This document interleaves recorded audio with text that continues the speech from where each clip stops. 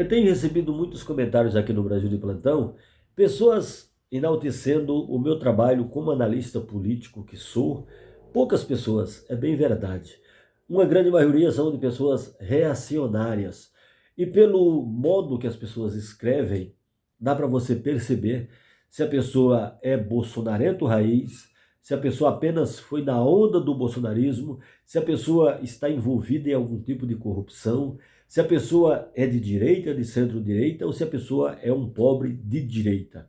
Eu consigo analisar tudo isso aqui, mas na sua grande maioria são pessoas reacionárias. São pessoas que não entendem nada de política. São pessoas que compraram o barulho da grande mídia, da mídia desinformadora lá atrás, na época que começaram a tramar o golpe que deram na presidenta Dilma Rousseff lá em 2014, 2015, e o golpe se consolidou em abril de 2016. E essas pessoas tendem a apoiar e apontar o Bolsonaro como um mito.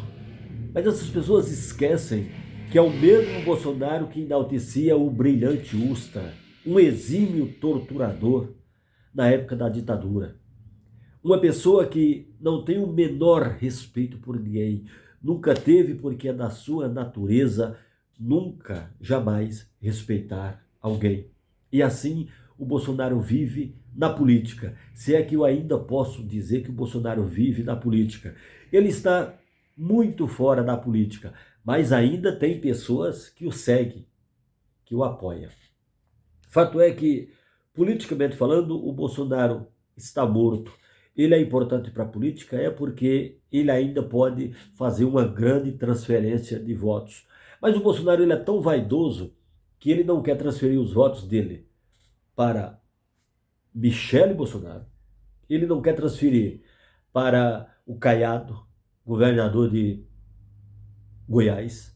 Ele não quer transferir para Zema. Ele não quer transferir para o Tarcísio de Freitas, governador bolsonarista aqui do estado de São Paulo, para Cláudio Castro no Rio de Janeiro, nem pensar de modo algum. Agora imagina você, se o Bolsonaro não quer fazer uma transferência de votos para a sua própria mulher, para Michele Bolsonaro, imagina o que esse cara é capaz de fazer, gente. Ele está programando, projetando, lançar o Eduardo Bolsonaro, seu filho, para se tornar presidente da República em 2026. E aqui eu posso te garantir, análise mais fria possível eu fiz. Impossível. Do jeito que as coisas andam no Brasil, mesmo com a mídia corporativa sabotando o bom governo do presidente Lula, pode vir quem vier, pode vir quente, que o presidente Lula está fervendo para se reeleger em 2026 e ir até 2030. Aí ele vai ter tempo de projetar alguém para substituí-lo em 2030 para 2034.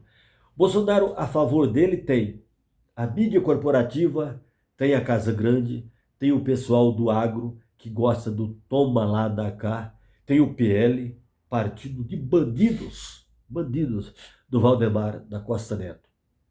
E quando eu falo de bandidos, eu falo porque eu estive na caserna, eu conheço os bastidores da caserna das Forças Armadas. Eu sei como aquilo ali é um caldeirão fervendo, borbulhando o tempo inteiro. E o Bolsonaro, quando ele esteve lá, ele não fazia parte desse caldeirão porque Bolsonaro era muito mal visto no Exército Brasileiro. Ele era visto como um bunda suja, barriga branca, preguiçoso, vagabundo, um cara que sempre gostou de levar vantagem em tudo e sobre todos. Então, quando vem com essa onda de é meu capitão, ele não é capitão, ele ganhou essa patente de capitão porque entrou com um recurso e ganhou depois que ele já havia sido expulso, havia do verbo haver, depois que ele havia sido expulso do Exército Brasileiro, porque ele sempre foi um mau caráter, mau soldado. Então, a mídia corporativa acredita que o Bolsonaro pode indicar alguém e com o empurrãozinho da mídia corporativa, estou falando da mídia da Senzala, da Faria Lima, do poderio financeiro, Esse mesmo poderio financeiro que sabota o bom governo do presidente Lula o tempo inteiro. Deixa eu só trazer um dado interessante aqui.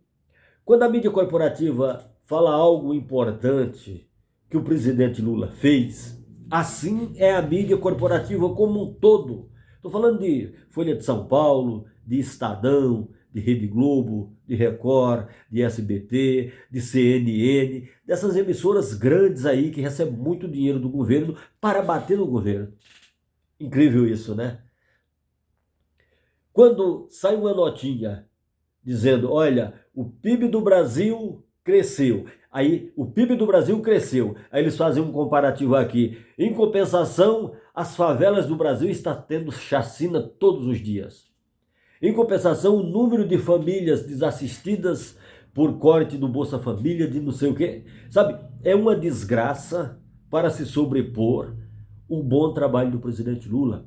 Assim a mídia corporativa trabalha no Brasil. Porque sempre foi assim, essa mídia golpista, essa mídia que está a serviço do poderio financeiro, da Faria Lima, dos donos da senzala, como diria o saudoso Paulo Henrique Amorim, grande Paulo em saudosa memória, o PIG. É isso mesmo. Parte do PIG não suporta o Bolsonaro porque ele não tem arrumação, ele não tem um bom trato com ninguém. Mas parte do PIG quer o Bolsonaro. Porque o Bolsonaro estando no poder, ele pode transferir o poder como ele fez com Paulo Guedes. Analisar política é isso aqui. O Bolsonaro, tudo que alguém perguntava quando ele era presidente da República, quando alguém fazia uma pergunta mais introspecta para ele falava, pergunta para fulano de tal. Não à toa, o Paulo Guedes era tido como o posto Ipiranga do Bolsonaro. Tudo pergunta ao Paulo Guedes que ele sabe responder. Mas ora, o presidente da República não sabe responder nada? Ele não está por dentro de nada? Claro que não, porque quando ele se tornou presidente da República através do voto eletrônico, ele foi brincar num parque de diversão. Pegou os filhos, pegou seus apaniguados e falou assim, viu, vamos brincar de presidir o Brasil, vamos importunar baleias, vamos zombar da cara do povo, vamos deixar os preços dos alimentos irem lá em cima, o preço dos combustíveis. Hoje mesmo eu passei em um lugar abaixo de ser uma caminhonete diesel que eu tenho. E o frentista falou assim, incrível, diesel aqui em Sorocaba, uma cidade literalmente bolsonarenta, diesel a 5,69. Diesel S10, diesel bom. Eu passei para abastecer minha caminhonete e o frentista feliz da vida. Olha que bacana. Aqui mesmo em Sorocaba já teve alguns postos que o diesel, lá na época do governo do inelegível, chegou a 9,50. Olha que loucura isso, gente. Agora, tem uma parte da Casa Grande, repito, que aceita o Bolsonaro. Tem outra parte da Casa Grande que não suporta o Bolsonaro. Mas, para todos os efeitos, o Bolsonaro ainda é melhor do que o presidente Lula. Por quê? Porque o Bolsonaro ele nunca pensou em obras assistenciais. O Bolsonaro nunca pensou em ajudar ninguém. Quando o Bolsonaro falava lá atrás daquele projeto eleitoreiro para ele se reeleger e aumentar o auxílio para quem precisava, por conta da pandemia que ainda estava assolando parte da população brasileira, não era um plano concreto para que as pessoas continuassem recebendo. É o mesmo Bolsonaro que quando o salário mínimo subiu R$ 6, ele gaguejou, titubeou e apenas falou assim, viu, vai de 139 para 145. Gente, é loucura isso, né? Esse é o presidente que a mídia corporativa quer. Por quê? Porque não manda, não comanda, como aquele jornalista de futebol da área esportiva, um belo dia, em uma narração, aqui falando um pouquinho para desopilar um pouco, fazendo uma narração, ele falou assim, jogador fulano de tal não destrói, não constrói e nem contribui. Não vou falar o nome do jornalista aqui para não deixar ele sem graça, tá? De repente ele pode ver esse vídeo. E o Bolsonaro, no Brasil, ele fez igualzinho. Ele não construiu, ele não mostrou para que veio, ele fez tudo o contrário do que um chefe de nação deve fazer. O presidente Lula com um trato refinado com os outros países e o Bolsonaro com colocou o Brasil entre os párias, onde ninguém queria ouvir falar do presidente brasileiro. Se estamos num sistema presidencialismo, o presidente deve ser bem aceito em todos os lugares que ele vai, porque o Brasil não é qualquer país, gente. 266 milhões de habitantes aqui. É um país continente. Brasil tem dimensões continentais. E o Bolsonaro teve a proeza de colocar o Brasil entre os párias. Ninguém queria ouvir falar do Brasil no desgoverno do Bolsonaro. E ainda tem uma gama de bolsonarentos alienados, burros, analfabetos de pai, mãe e parteira, e politicamente falando também, que continua apoiando o Bozo. Como você anda por aí, às vezes, de carro de aplicativo, e não dá para entender, gente, dá dor no estômago, dá dor na hérnia, dá dor, sabe, na alma, de você ver que aquela pessoa está sendo explorada, que aquela pessoa está trabalhando, dirigindo 12, 15 horas por dia para ganhar uma miséria, está acabando o seu carrinho velho.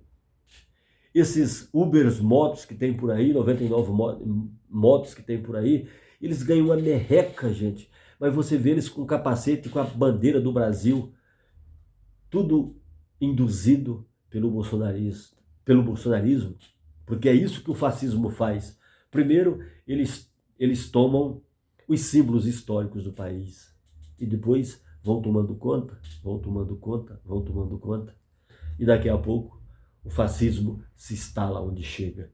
Aqui no Brasil já teve pior, mas ainda tem muito fascistinha de merda por aí afora.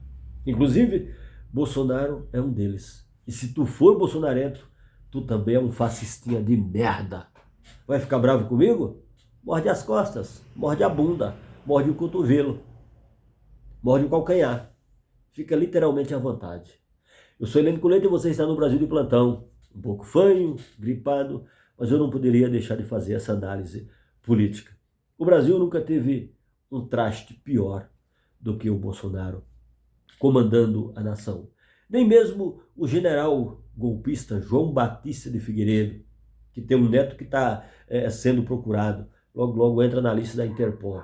Dudu Bananinha continua nos Estados Unidos tentando articular um golpe de Estado, dizendo que Alexandre de Moraes vai sofrer sanções. Acho que o Xandão tá rindo da cara desse povo. Xandão, um abraço pro gaiteiro. Grande abraço e a gente volta.